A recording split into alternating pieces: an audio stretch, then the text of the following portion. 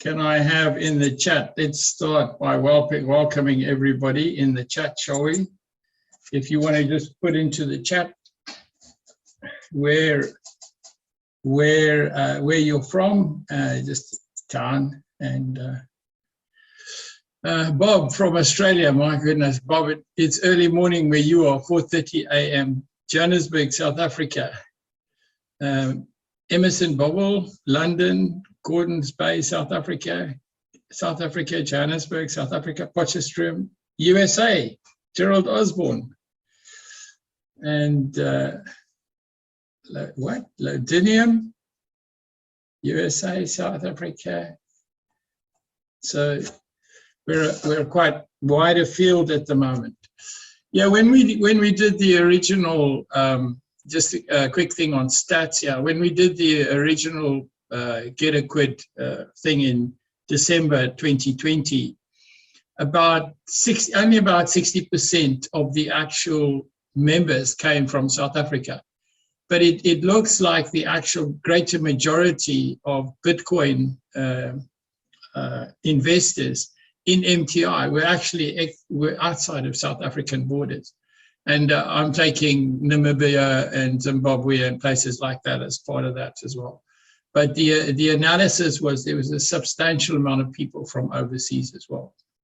One of the things that we examined during that period of time was how to deal with the foreign claims.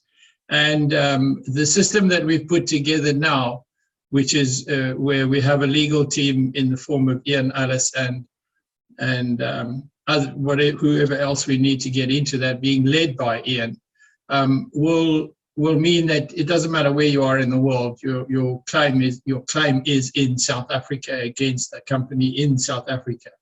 So you might need to get some verification documents and things, which we will guide you with if you haven't done it already. That copies of your passports and things like that might need to be signed by a notary or some other means in your own country, and then submitted on that basis. But all of that can be dealt directly from where you are. If you really feel you want to have an appointed attorney, say in America, to deal with our people as well directly, they can just go directly to Ian and deal with him.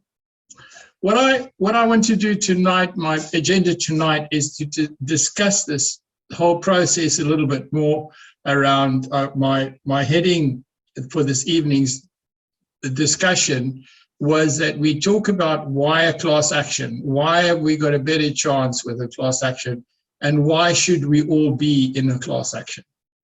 And I think a class action is always defined by a common goal, and that's what our purposes are. I've got a number of questions, a lot of questions were repeated that were sent in this evening. I think the most important thing I want to say to everybody, and you can hold me to account on this, is the videos that we did over the past couple of days will become available during the course of this week.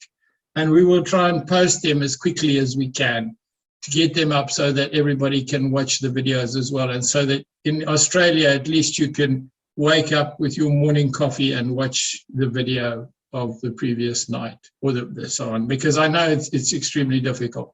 I really appreciate that we have people from a wider field, but I don't want to enforce that on anybody.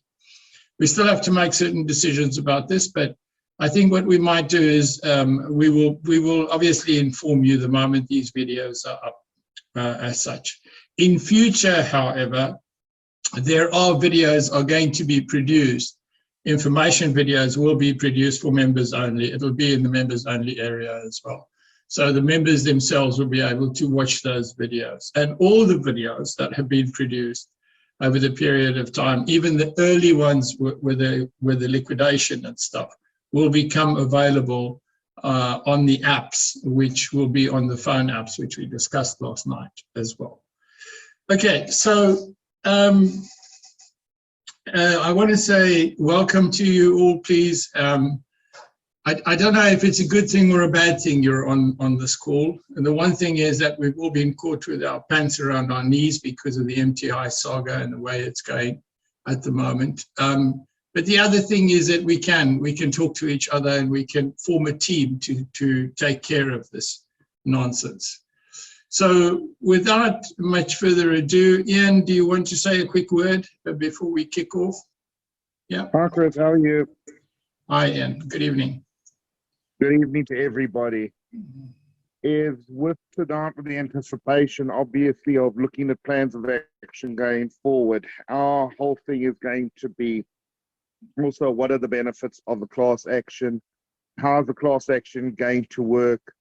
What actually does a class action involve, especially in regards to South African law, and why it's going to what the advantages are and possible disadvantages are, and we can deal with those issues from the legal protocol and the local legal procedures going forward, and why it's necessary for, if one could say, people to bandy together and spread the love, if you can call it that. Okay. Thanks, Chris. Okay. Do you just want to look at that from a class action is not the thing you often hear about. It's really more an American term. Generally, a class action is in America is when a company like an oil company or something has polluted a whole lot of wells with the work they've done, and then the common people get together and they form a group which is represented by a single lawyer or legal group, which then represent all of them at once because their claims are similar. And I think that's the way. Yeah, I'm going to leave it to you. You want to just explain that a little bit in terms of South African law? This is why I wanted to go ahead. I actually wanted to touch on. I wanted to just understand if you were going to add any input beforehand before I explain also everything. So if I can maybe just take this away and maybe simplify it as well. Yeah, I think Ian, carry on. Sorry, Ian, you carry on, and when you're finished, I'll take it from there. Okay, carry on. Is normally when one sees class action, as Chris correctly says, you see it taking on an oil company, or commonly in America, taking on McDonald's or KFC for making people fat. And often class actions are seen a little bit as a bit of a joke in certain regards, and as a necessary evil for people to make money. This is very different as far as the class action, because we're not actually directly seeking what are called pecuniary damages, which is like monetary payouts because of some sort of injury or some cause of action that stems from an incident. So we're dealing with it slightly differently on this one. The class action, it's probably not entirely the correct term to use. It's the correct one would be joint plaintiffs. And the joint plaintiffs, you aren't seeking recourse on damages directly. What they are seeking is that money that's been invested and has been basically disregarded from their own claims and their personal rights and claims, it's been ignored. And what we're going in, we're not suing liquidators and everyone under the sun because somebody's grandmother slipped and needs a hip replacement. This is everybody's money itself. We're suing because it's one central individual and it's all the same basic cause. There's no similarities or dissimilarities. It's all the same cause that stems from it. And we're just wanting to get the monies back from what was in actual fact taken, and get it back to the people who it rightfully belongs to, with what they should have in actual fact earned back. That's where it is, because there is growth, and this is one of the things that's been underplayed consistently, especially by the liquidators, is the aspect of the growth factor. And we're saying, you know what, if this was the case, give the people back what they're in actual fact due. Are you liquidating to get back the wealth, or are you liquidating basically the asset that was utilized for the vehicle, and that was the Bitcoin, and that's what people were investing in? So give them back what they're actually due. The scheme doesn't go forward. The scheme doesn't go forward, but the people get back what their amounts are. And it's easier when we're doing it for multiple parties, in one party randomly here, one party randomly there. It's a bit of a strength in numbers, and also from a leverage perspective. to help get back the maximum, because it's easier to try and bully one person to saying, okay, you have a dividend, but we'll give you back 10 cents in the rand, than it is to tell 2,000 or 15,000 people you must take 10 cents in the rand. It's a strength by numbers scenario, and that's what the purpose of this joint plaintiff class action, and I use that term loosely, claim is all about. Okay, I think that. I think you're muted. Yeah. Am I all right now? Yeah. Can you hear me now? Okay. All right. So just to elaborate that, and also just to sort of follow through on that, I think the most important thing from this is, if you were involved in getting other people to take their money and put it into the MTI fund, and to a greater or lesser extent, all of us are in the same boat. We still need everybody on board. The more, if I'm sitting on the sidelines and I've got a really small deposit, and I'm sitting on the sidelines and saying, well, it's not much, why should I get involved? You're actually disadvantaging the fellow people around you as well, because the more you are involved, the more of us that are involved in this joint action, the more of us who are involved, the more we help each other's cause. And I think that is absolutely critical to understand. I get a lot of emails from people, I'm not really interested, this is going to cost me money again, I'll just sit and wait for this to resolve itself. Honestly, there is no solution in doing that at all. There is no solution whatsoever for anybody if we all just sit and wait for this thing to resolve itself. And that's why what we've done is we've pitched the actual fees at the lowest possible rate we can. Unfortunately, the problem with that is the risk of failure as a fund is greater. But we've done that on the basis of the type of reaction that we've got in the past from the members who have already signed in with Hendrik, and who Ian and them have got documentation from right now as we speak. So I just want to say that the situation is such, and I really want this is really important, and I'd like Ian to speak to this, just to see if I've missed something on this. I wrote in my email to all of you today because Hendrik van Staden is quite adamant about this.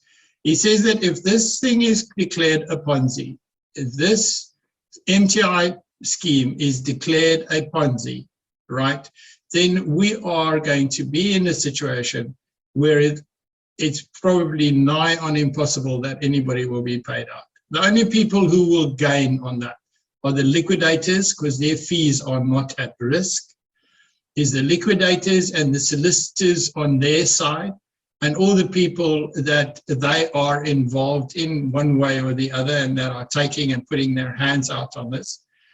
The receiver of revenue will have a claim that he'll be will be unchallenged and will be paid out, and the Reserve Bank will also in the end probably rake in a whole lot of Bitcoin, which they'll chuck onto the market. And that's what will happen. And that's the reason that we have to have a strong team to take this on. Ian, do you want to comment on that? Take me on if I've made mistakes there. Would you like to comment on that, just as a principle? Sorry, Chris, I just lost a little bit of signal there. Just repeat what you just said. Okay, I said that in my email that I sent out, right, I had written that if this is declared a Ponzi scheme, right, the investors are going to get nothing. There's more than a 90%, nearly to 100% that they'll get nothing out of what they've put in. And the only winners are going to be the liquidators and their solicitors and all the people on that side of the fence. and that in the end, the receiver of revenue, because the receiver of revenue for some strange reason has put in a claim on this, and their claim has been recognized as one of the, that they have a legitimate claim. And the Reserve Bank is also pushing for this to be declared a Ponzi. So the Reserve Bank of South Africa is also obviously pushing for this to be declared a Ponzi, because that will go into their coffers. So if all of the, if it's unchallenged, we're in serious trouble.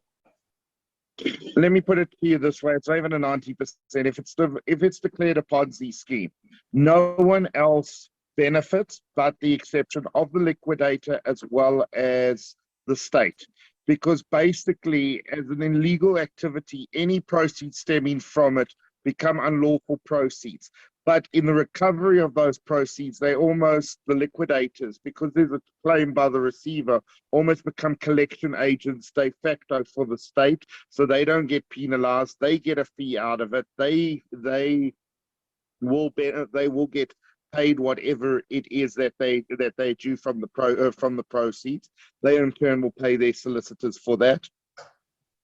And the state obviously get an indirect forfeiture order and seize everything. So even whatever the claim is by the receiver will get paid their share. Reserve Bank will get paid their clearance, and the rest of it goes to the state. The net proceeds as the proceeds of an organized crime, criminal activity.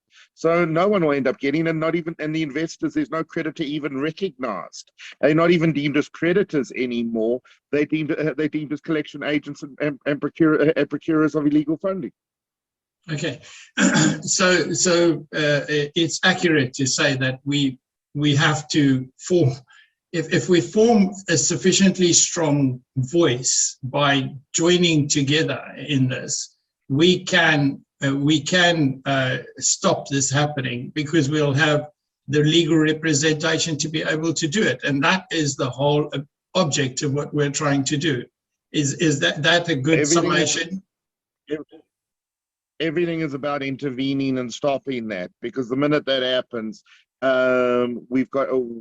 we're entitled to nothing, because then it's basically viewed as an unlawful act, and everybody is basically treated like a common crook. Okay. And as a common crook, you're not going to get your money. That's how it would be.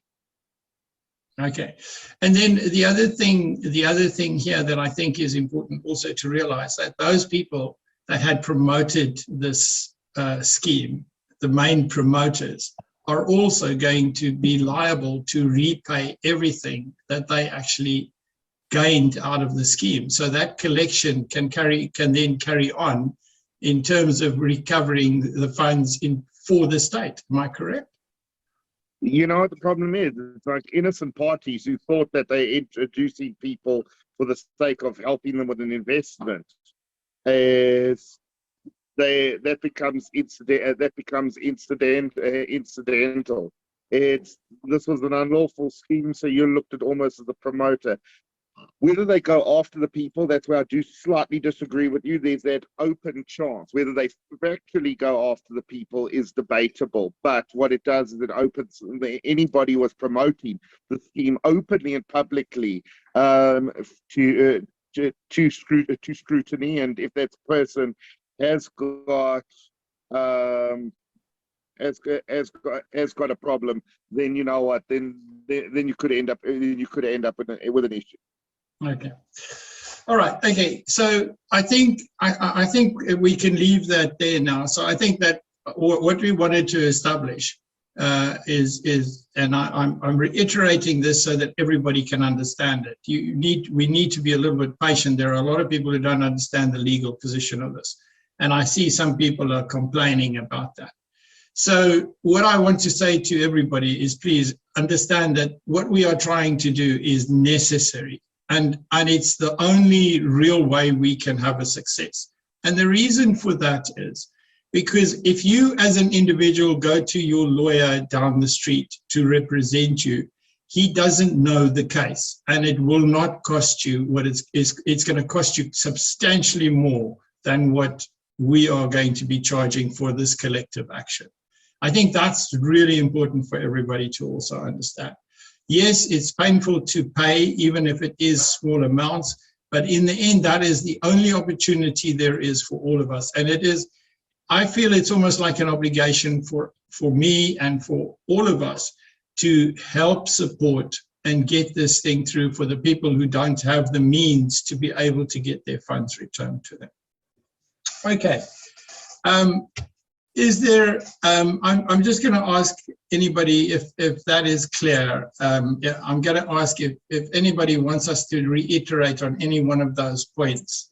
Please don't divert from this, just so that we can wrap up this situation once and for all, so that people can understand. Okay, the question here is, are there already class action suits other than this one? Well, not in this form, no. Not as far as I'm aware, I might be wrong, but as far as I'm aware, there are other solicitors that are acting for people as individuals. And we are inviting everybody who has a similar case to ours to join. We're also going to make the COGS system available to any solicitor. We'll make it available, there'll be fees involved, but we'll also make the COGS system available to any solicitor who needs to use it for their class action, so that we can coordinate. And we are inviting other solicitor and solicitor firms who might have a number of people that they are working for to join us, so that we can put this all together as a singular thing. We all have all of us who have the only objection, the only plan that we've got, or the only target that we've got, is to get the claims recovered. That's the only thing we want to do.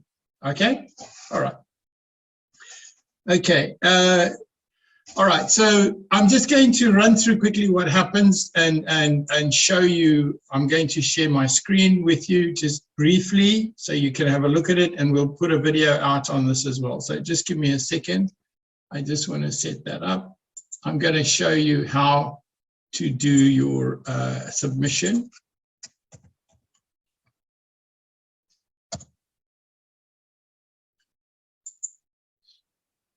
Okay, so you go to the website GetaQuid.com, and oh, sorry, I didn't share the screen. Sorry, guys, my mind is racing ahead of me.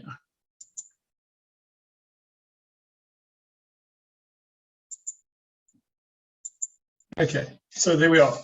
So you'll see at the top here just by way of explanation what this means, what the name means, so that you can remember it. So it might be easier to remember. So get, you understand. A, you understand. Quid is what a pound coin was called in the old days, was referred to, and it's still used, often used in language today, that a quid is a pound. So it means get a pound. .com. That's the website, and it's easy to remember. GetaQuid. Quids are, if you look up the define a quid, you'll see that that is what a pound is called. So first of all, if you go to the website, you'll see there is a why join this action, and there's a full write-up on the computer. On the website, why should you support this class action by GetaQuid? Okay, and Ian has already criticized the way I've called this. I'll get his superior knowledge in to get this written up a little bit better. But this is the basic reasons, all the reasons why we want to form this action. Okay, and right at the bottom, the fact that we are joining as a group and coming at this thing as the investors, and I believe that we are one of the only interested parties that actually represent the investor himself. Every single investor will eventually benefit from it, but we are going up against really, really big guys. And I went through these numbers with you guys last night, right? And the numbers that we went through last night is we're looking at somewhere around about 30,000 to 39,000 Bitcoin in the total investment. I don't think, we don't have the final figures that I can work with at the moment, but that represents between 800 million and 1 billion pounds sterling. A massive amount of money. And remember, everybody, if you think about it, what it means for the liquidators and how much they are going to benefit if, you know, in the end, it don't matter what happens, they are not at risk. So they will take the least costly way for them. Let's look at it this way. The liquidators are going to take the least costly way to actually settle this out. Them having to deal with all the claims, 240,000 people, is going to cost them quite a substantial amount of money, and it's going to be a really large and difficult job, especially since they need to have the software and all the rest of the things to be able to deal with all those people. The simplest way for them is declare it a Ponzi, and then they know that they can do what they like and they can get on, and they don't have to deal with all these claims. So there are many benefits for them to actually get this thing declared as a Ponzi, and it's just downhill for any person who invested in this scheme. There's no upside to this if we don't challenge this, if we don't get a proper legal team out there to work on this. And we need every single person, doesn't matter how small their investment is or how difficult it is for them. Please, guys, help the people to register. It's really important for all of us. Okay, so this is where it is. Where you go is you can, the plan is also on here. The plan gives you a little bit more information of what's going on. I see my internet connection is unstable. Can you guys just tell me, am I okay? Can you see me? Give me a thumbs up or something in the thing. Yep. All right. Okay. So, okay. All right. So the next thing here is that on the actual thing, on the plan, you've also got a complete plan of what the plan is and what we are trying to do and where we're supposed to be going. So there's quite a lot of information here, and then definitions of the various things. And the other thing on here is we have got all our record keeping will be under this COGS system, and you will recognize that as well, that will come up in the documentation as well, and what the role of the COGS system is. And if you click on here, you'll go, that will take you to the COGS system, which is the website, which the support system that we will use to manage the actual documentation and administer the documentation. Okay, all right, so, and then the last thing is subscription. If you go to subscription, it explains, the subscription is explained here, what the subscription is. You join for £1, and then you end up, depending on how much you invested, you subscribing to £2.50 per month or £3.89. And we're also, what we're working on, and a lot of people have asked me that today, we've got what we call a nominations. So you can actually nominate yourself for other accounts. One of the questions that came up a lot today, which I saw amongst the emails, was people asking,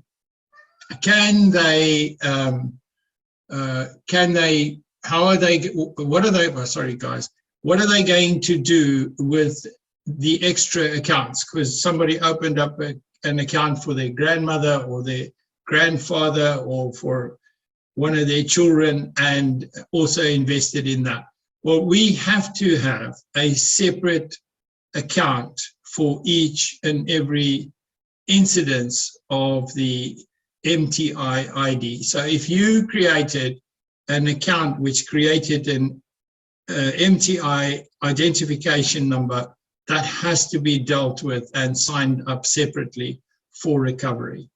But if you are paying for multiple accounts, then at this stage of the game, you only pay £2.20 per month for that. The amount of work involved and so on from our side it doesn't really diminish. The only thing is that the payment collection point is less, which then can be paid in bulk, which reduces our fees. Okay, so that's the reason it is like that. All of this will be explained in quite a lot of detail during the course of this coming week for everybody so that they know what's going on there. Then what you do here, there are 2 links on this page. You just basically, and you'll see if you look at the link itself, it is GetaQuid COGS services, because we're using our security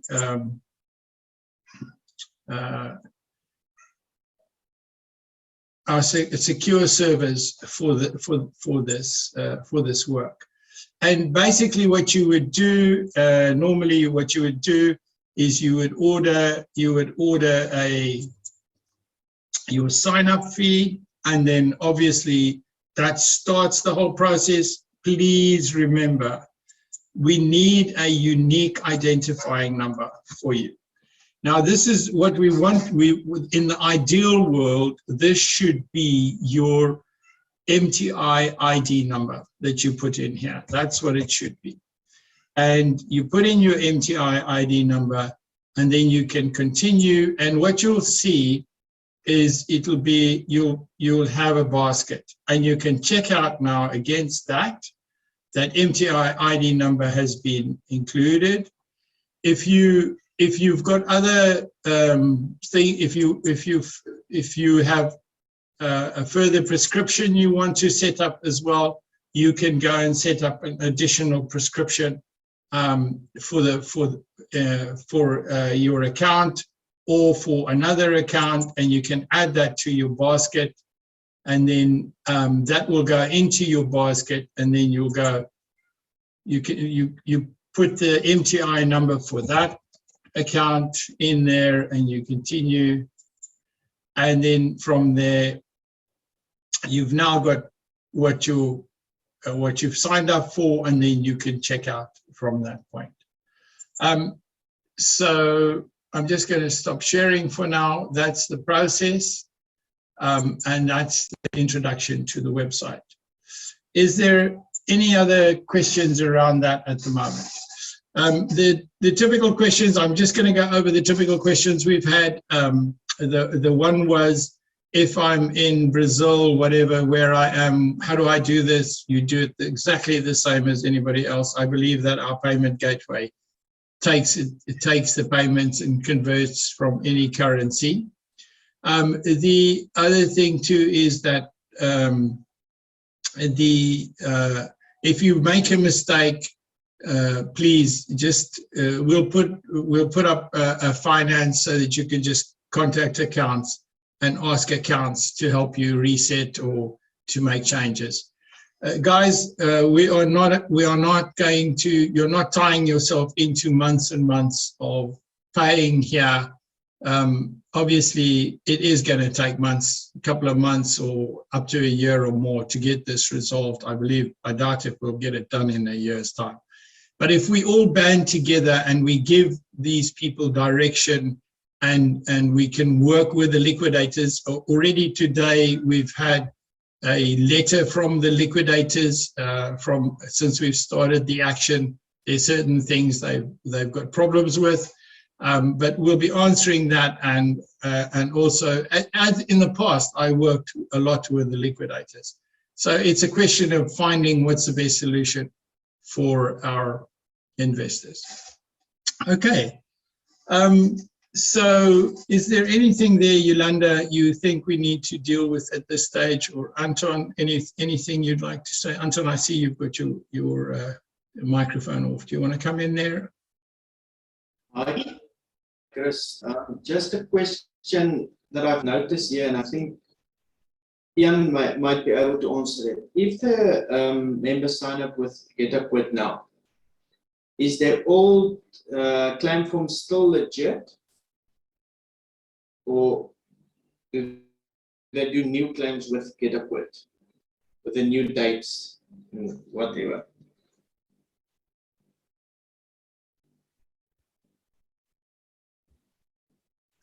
Can let me dare to answer that. If Ian comes on, I'll leave it to him. But the way I see that, if they have already instructed the solicitors, Hendrik and Ian, and that documentation is intact. If there's a problem, we will get back to them. But that documentation has to be drawn into the COG system and has to be put onto the COG system. It can't be outside the administrative process. So they don't need to at this stage of the game. I spoke to Ian earlier this week, and one of the things we've discussed to do is just to maybe refresh people, ask people just to sign something electronically for us, just to bring things up to speed. But the clarity on that will come out over the next couple of days.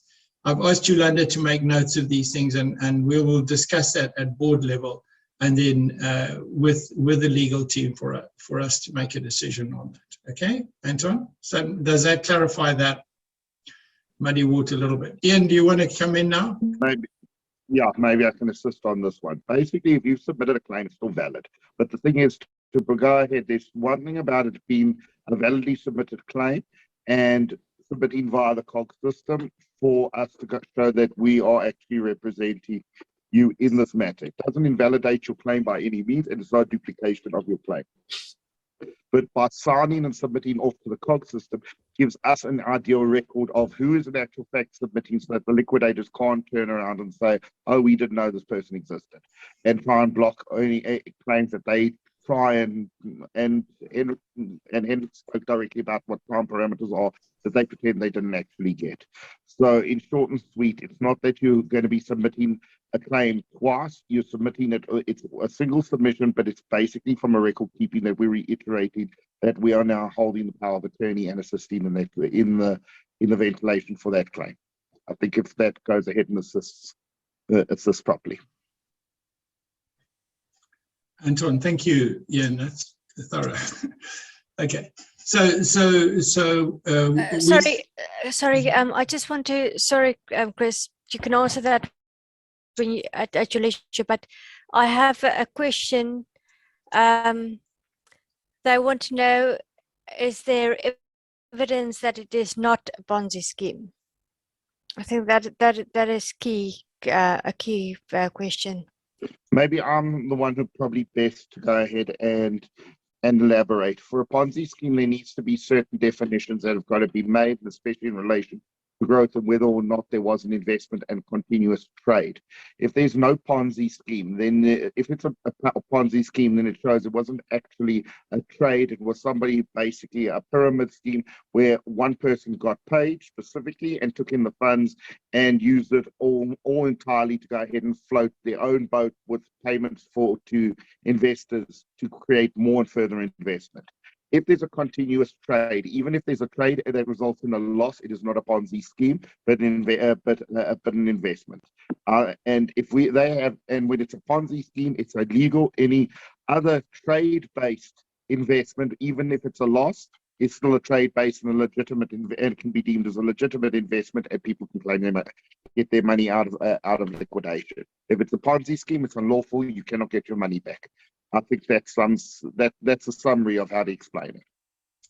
Yeah, and I just want to reiterate as well, if that is not challenged, if somebody sits up there in the court and there isn't a strong enough challenge that it was an investment, then it's going to end up being a Ponzi scheme. There is also argument that the investment grew.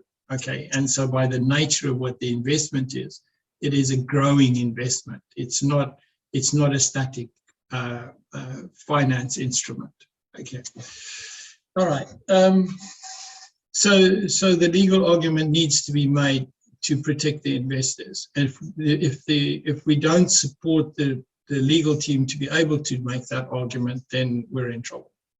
That's what it comes down to. All right, Anton, is there anything else you wanted to bring to the table? No, thank you.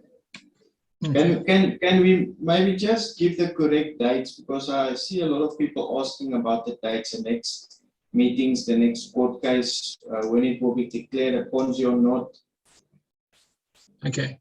I think, Ian, if you could speak to that, just the key dates that are coming up. And one last thing, one question I would add to that is the fact that they can still submit their claims until, is it 3 months after the second meeting of the creditors? On that point, yes, it's up to 3 months after the second meeting of creditors, you could still submit your claim. Second meeting of creditors is scheduled for next week, Friday, being the 4th of February, and the date for the declaration, for the intervening, for the Ponzi, if one can call it the Ponzi scheme application, I think it's the 5th of March or the 8th of March. It's within the first week of March. I'll have to just check my the exact diary and the exact date, but I know it's in the first week of March. Okay, so what you're telling us, we better get our act in order so that we can support you guys, right? Exactly. Okay. Anton, is No that pressure. No pressure, Chris. no pressure? Anton, is there anything else on that you'd like to? Is that clear? So we're looking at the 4th of February is now the scheduled date for the second meeting of the creditors. We don't know if that meeting will go ahead. Obviously, the liquidators can decide maybe to delay that meeting until after the court case. There is, I don't know, there is a room here to discuss whether that might not be a request that we put in, that it be delayed until after the thing, because the second meeting of creditors is going to be completely different. If we can extensively saying, well, now the court case has been, and we have to get our money back. So, I don't know, Ian, is that a valid point? Would it be in the interest of the investors to request that the second meeting of creditors be delayed until after that argument in March, the legal yeah, argument? well, one of the issues is going to be raised of holding it, of delaying it, because number one, let's put it, if I can put it as subtly as possible, if they get declared a Ponzi scheme, doesn't matter who the heck you are, the investors then lose out. So the ones that go and participate in the meeting of creditors are your state-based agencies who are your automatically secured creditors. If it's not declared a Ponzi scheme, and we're able to avoid that, then obviously the claims go from basically three main parties to 30,000 parties. So it's a big difference. Yeah. Okay. All right.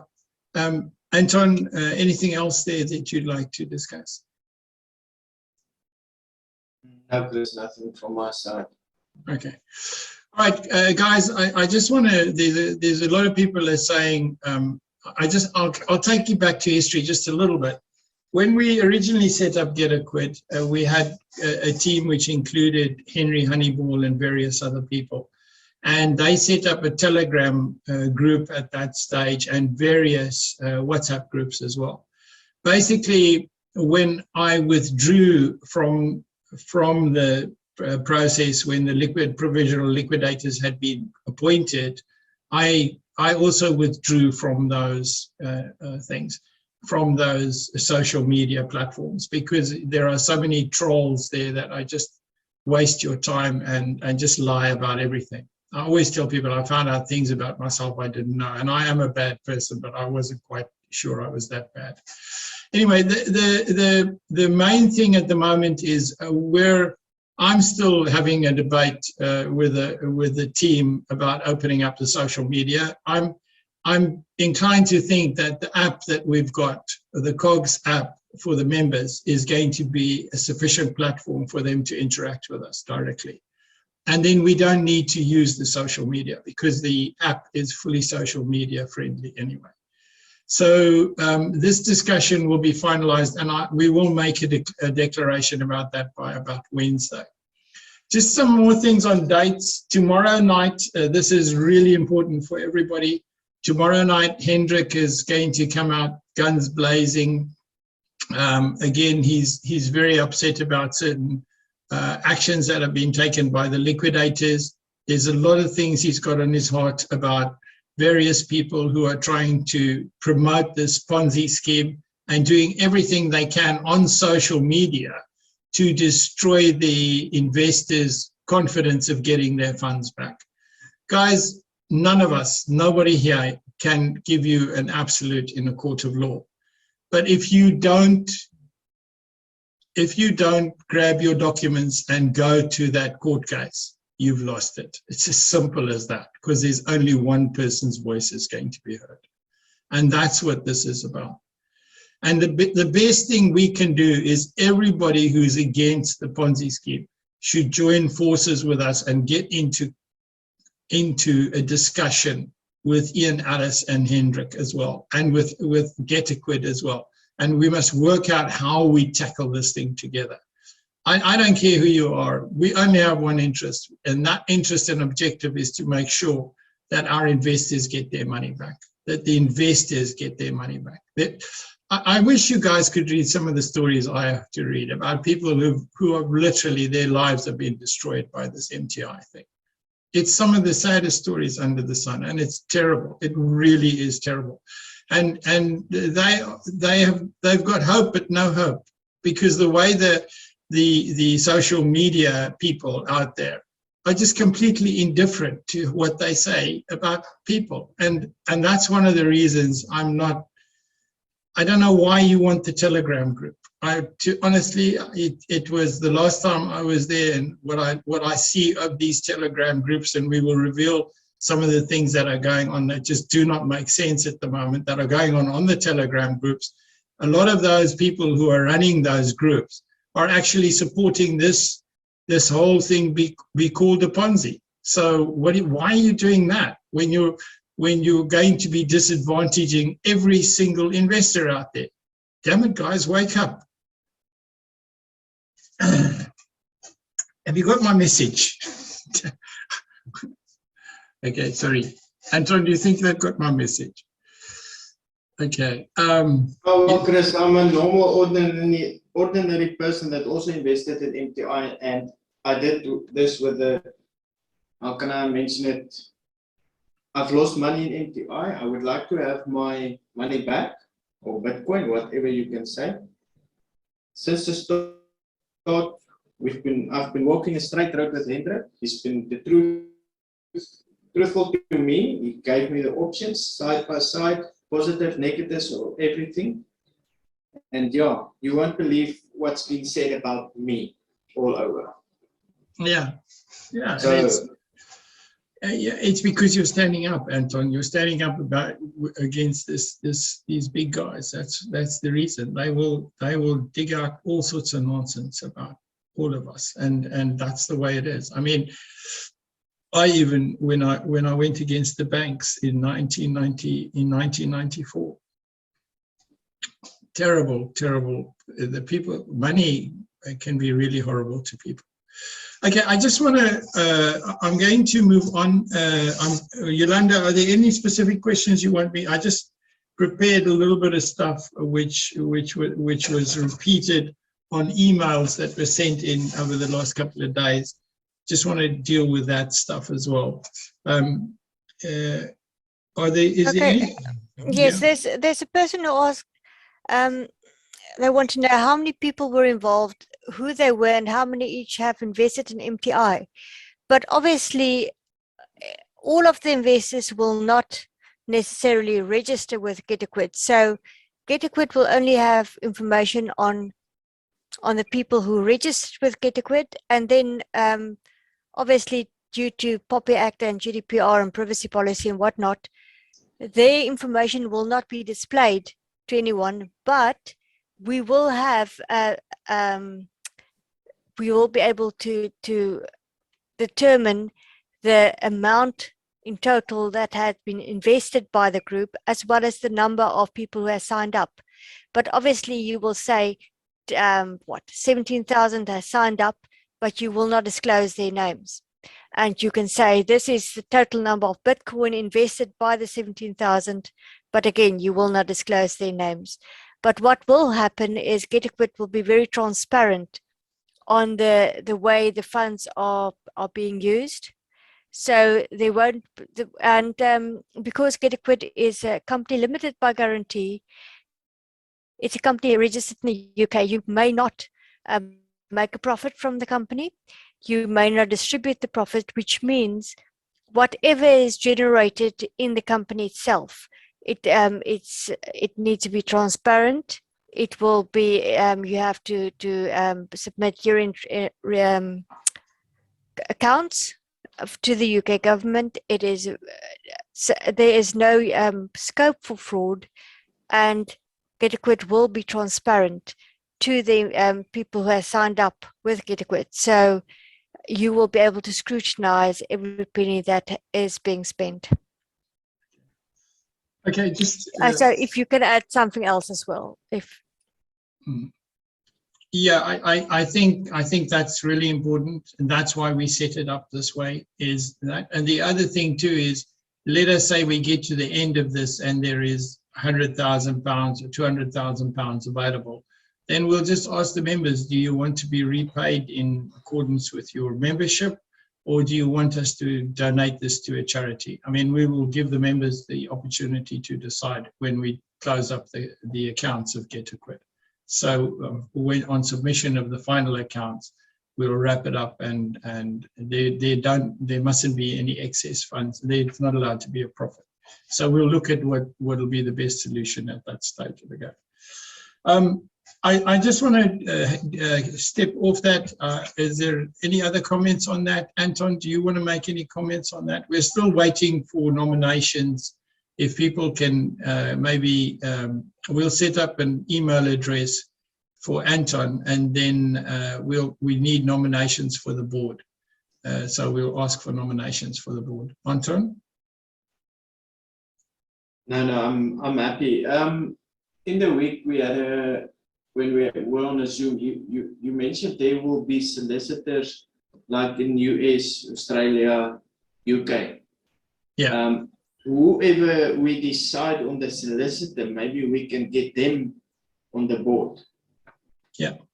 Yeah, there'll be an invite sent out. So we'll ask for nominations. So on Monday, Tuesday, we'll set up a structure for nominations, and also send out request letters to certain solicitors firms which dealt with us internationally. I still have the records of those people who dealt with us internationally at the time of the provisional liquidation. So I'll get all of that out, and I'll send it out to them and ask them if they'll add pro bono on our board for us. And I think that'll be useful for everybody in the different countries. Okay, all right. So we'll follow through on that structure, and we'll set that up to be in place in the next couple of days. Okay, I just wanted to go through these questions. Anton, is that it? Is there anything else? No, thank you. Okay, all right. So questions that how can I recover from elsewhere? I'm not sure what that means. Everybody's asking, I want my money back, you know, sending me emails, I want my money back. Are you going to pay my money back? Guys, we're going to do what we can to get it back, and we'll keep you informed. That's the best I can say at the moment. Okay, then Ilsevi and Ludo and Johan and Stein, all of them had the same thing, which I dealt with a little bit earlier. So substantial people have registered more than one person. We will set that up during the course of this week, so that you can actually take the payment under one person. And then the only thing is, in working with their documents, we would have to have a power of attorney or a disclosure thing that conforms to the POPI Act and GDPR or whatever we need to use, so that you are allowed to see their information. Because that person's profile, you'll be able to see that person's profile if he gives permission. If he doesn't, you won't be able to see it. So that'll be dealt under sponsorship, and we will do that under sponsorship. The question, can I still claim? I think we've dealt with that as well. The answer is yes, till a certain period of time after the second meeting of creditors. But at this stage, that's set for the 4th of February, and it's 3 months. Ian, if you want to comment on that, just take your mic off if I've got that wrong. But it's 3 months after the second meeting of the creditors. Why must we register? Why must we register? Why must we register to attend the webinar? Why must we register to attend this? Why must we register? Guys, it's POPI Act, it's GDPR. If somebody comes to me and says, you've sent me an email, why did you send me an email? I need to be able to show whoever that I'm sending you emails because you're interacting with us. Okay, that's why.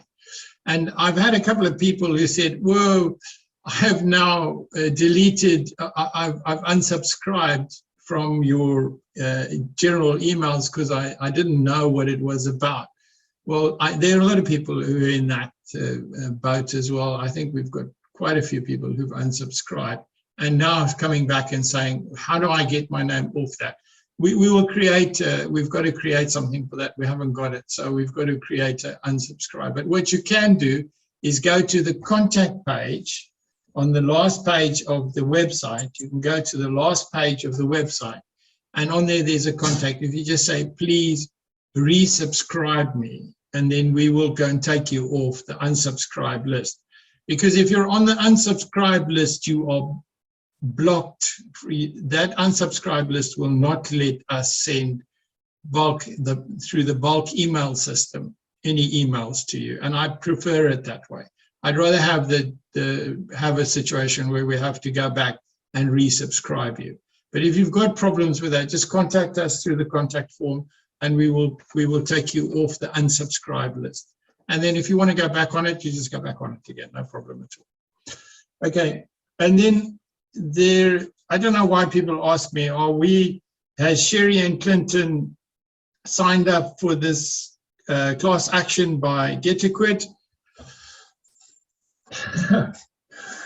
What do I say? I don't know, because I haven't seen their names, and the answer at the moment is no, as far as I know.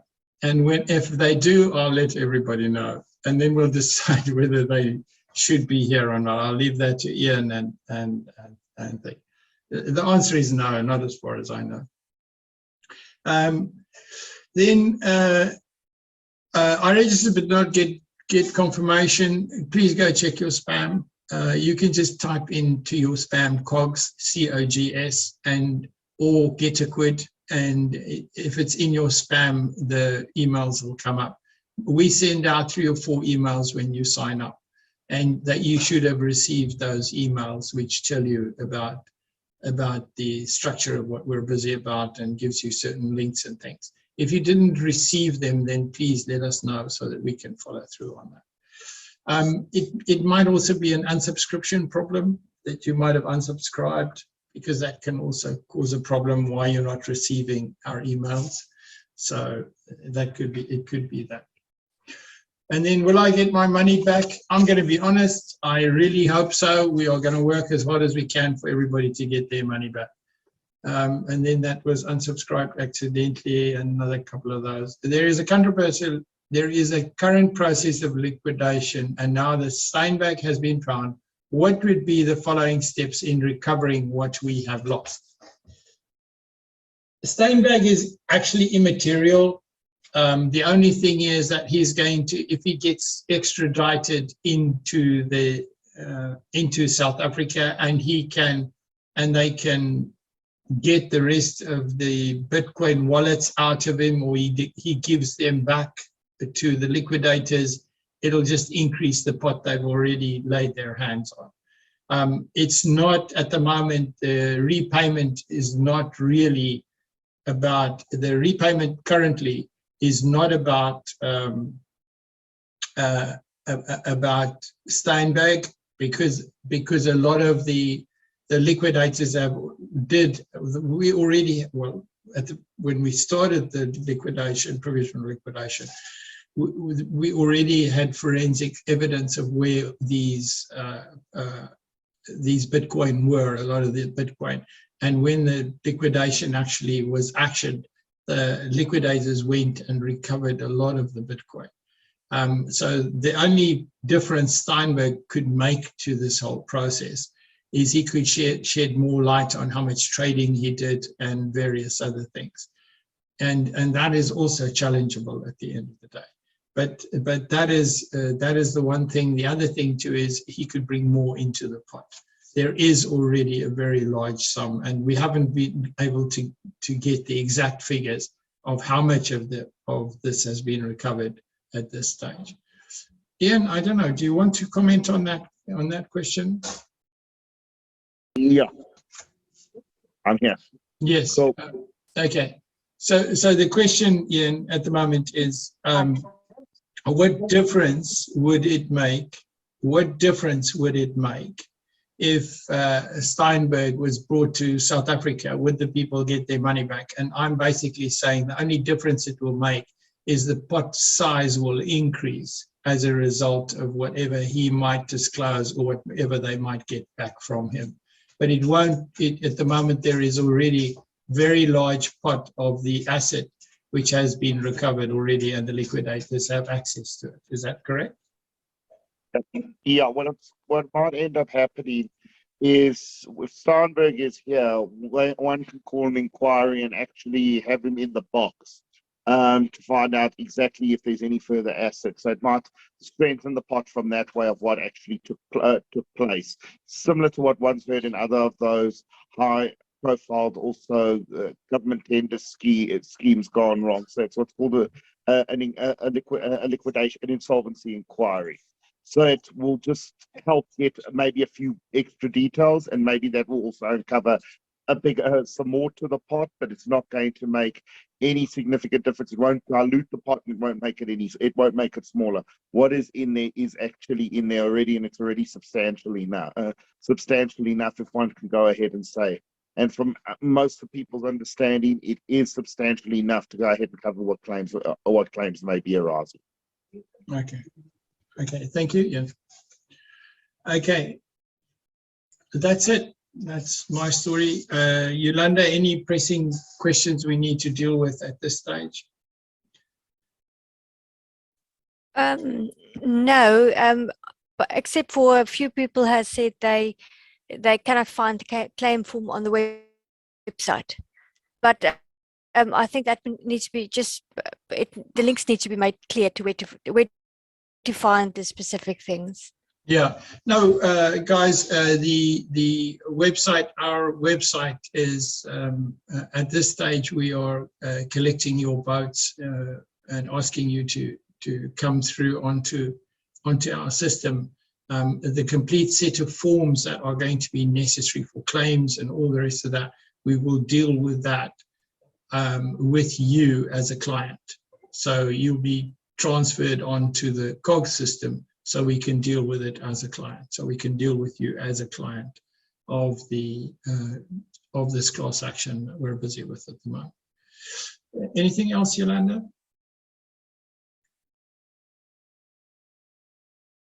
Your microphone, Yolanda.